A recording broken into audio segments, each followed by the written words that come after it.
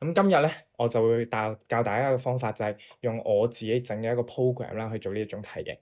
咁呢個 program 咧，除咗即係 for 呢種題型啦，其實佢可以計到晒其他嘅 linear equation 嘅題目，即係例如係揾佢嘅嗰啲直線 equation 啊，或者揾下佢嘅 perpendicular bisector，咁個 program 都可以做到嘅。咁即係事不宜遲，咁即刻開始。咁究竟點樣可以用 program 去做呢種題型，而且係秒殺一定啱咧？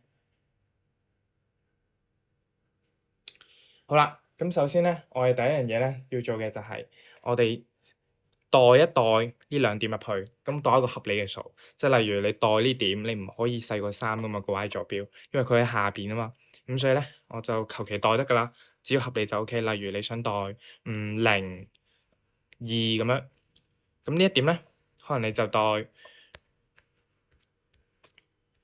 成5.50，其實冇所謂嘅，只要合理就 OK 嘅啦，係冇所謂。咁好啦，咁我哋依家就開始用個 program 啦。代完之後，咁我哋打開我個 program 啦，然之後咧就將嗰兩點入落去啦。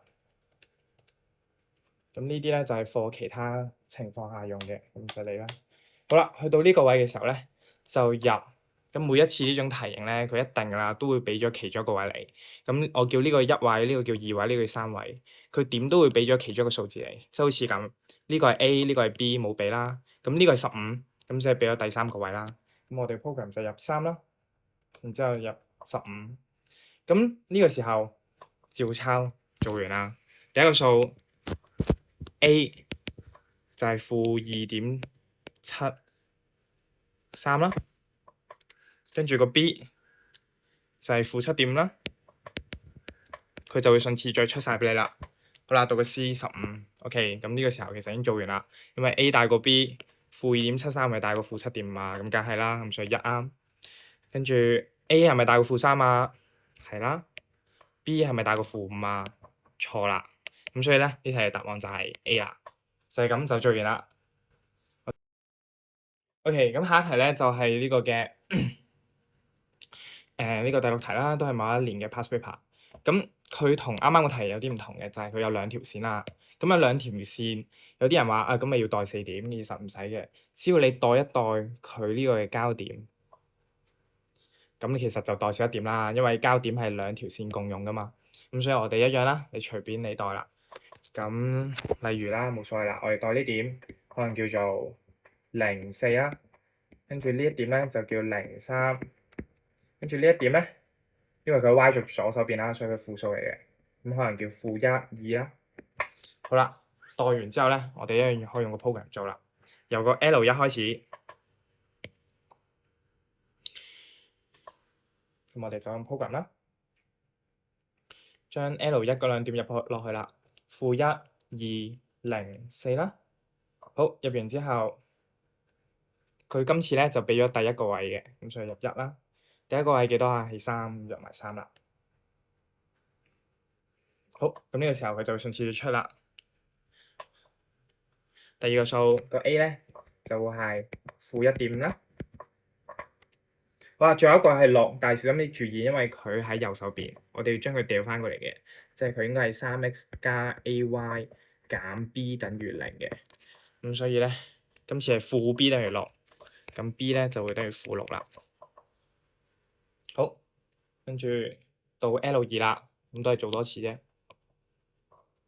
-1、-1、2、0、3啦。跟住咧，佢今次俾咗第二個位啦。咁第二個位係1啦，佢嘅 coefficient 係1。咁記住啦，佢冇俾英文字母，冇數字喺前邊，即係代表佢個 coefficient 佢嘅係數係1啦。好，咁佢一樣會順次要出㗎啦。C 咧就係-1啦，跟住呢個係1啦。好啦，最後一個係-3，咁要掉過嚟啦，所以負 dot 等於-3，咁即係 dot 咧就會等於3嘅。好，咁寫完之後，我哋逐個嚟啦。AC 係咪都要細過？係咪細過3咧？咁我哋撳記啦。A 乘 C，咁的確係細過3嘅。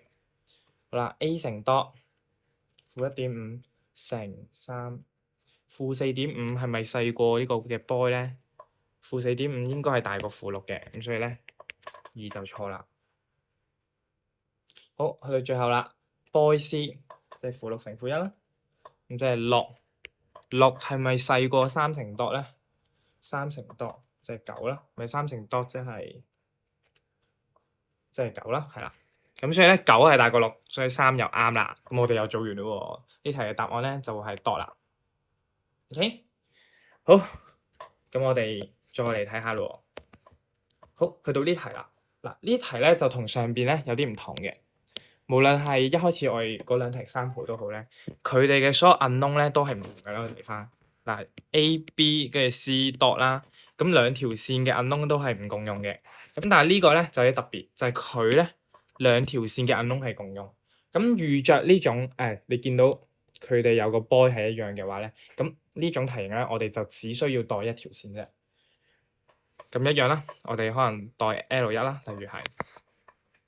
咁我代可能1、3啦，咁呢點咧可能代0、2啦，合理就 OK 啦，任你代。好，代完之後，我哋一樣用個 program 啦，0、2啦，1、3啦。好，去到呢個位，佢今次俾咗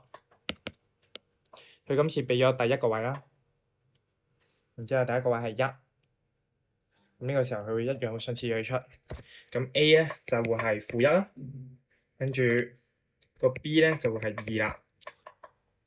好，